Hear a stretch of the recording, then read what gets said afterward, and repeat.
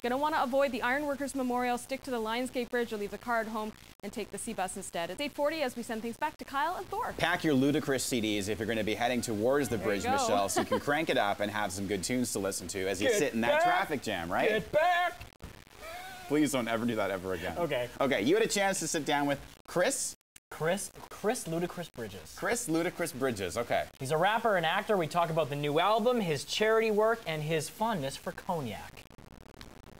Saying my chick bad, my chick hood, my chick do stuff that your chick wish she could.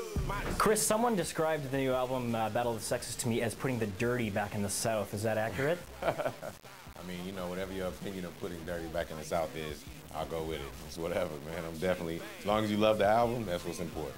Okay, now Battle of the Sexes looks at communication between men and women, and you're not always going to get a right or wrong answer. That's the thing. It's always opinion. So what kind of relationship advice, you know, do you bring to people in terms of the record and just you dealing with, you know, like personal life and things like that? Man, I just bring, you know, my personal experience and what I've seen over the past 10 years being in the industry and just trying to offer some insight to individuals that's trying to understand the opposite sex, man. And then, for that reason, there are women talking back to me on the album too. So Battle of the Sexes definitely is one of those albums that you'll learn a lot and it'll spark a lot of conversation. Who is a strong female role model for you, or a woman that you look up to? My mama, of course, man. Definitely, I would say my mother. She's the president of my foundation right now, the Ludacris Foundation, which is a charity organization, you know, geared towards giving back to inner city youth. So I definitely would say her. And you use art and music to give back to the kids in your foundation. Tell me how that's accomplished.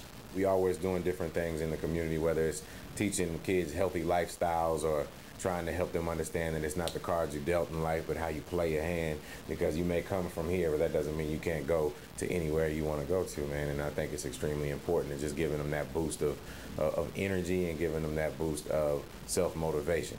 Do we look threatening? We the only two black faces surrounded by a sea of over-caffeinated white people patrolled by the trigger-happy LAPD. Let's switch gears here and talk about film. You've worked with such directors as Paul Haggis, Guy Ritchie. Who is one dream director that you'd love to collaborate with? Oh, man, I'd love to collaborate with Quentin Tarantino and Antoine Fuqua, who directed Training Day. Yes. There's a bunch of directors out there, but those two come to mind first. I could see you in a Michael Mann movie, actually. Oh, yeah, definitely. Yeah, we could do that, too. Some kind of gritty... Big budget stuff. Gritty crime drama. Yeah, absolutely. Okay, now when you go out looking for roles, because you're always trying to be versatile and look for different parts to play, what's going through your mind? What kind of guys do you like to play? Yo, Brother Fred, can I get a ho?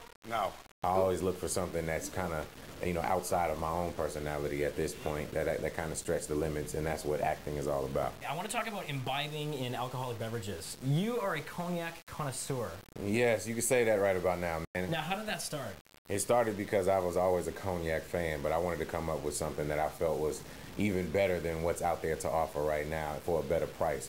So I went out to Cognac, France, and I helped handcraft this Conjure cognac that is actually coming to Vancouver very soon. Yes. So with that being said, man, it's just it has like the greater quality cognacs all mixed in it. And you also helped design the bottle too. Absolutely. It's silhouettes of naked women on the bottle, so it's extremely tasteful, it's classy, sophisticated, luxurious.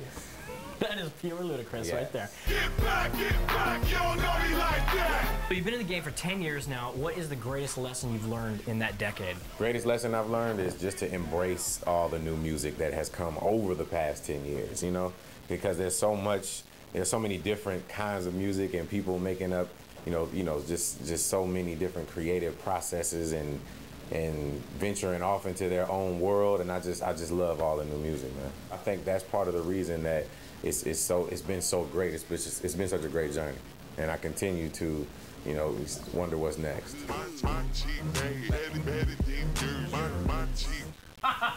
Battle of the Sexes, a brand new album from Ludacris in stores now. I love how they keep the shades on when you talk to them inside. You know you're cool when you can rock the shades indoors.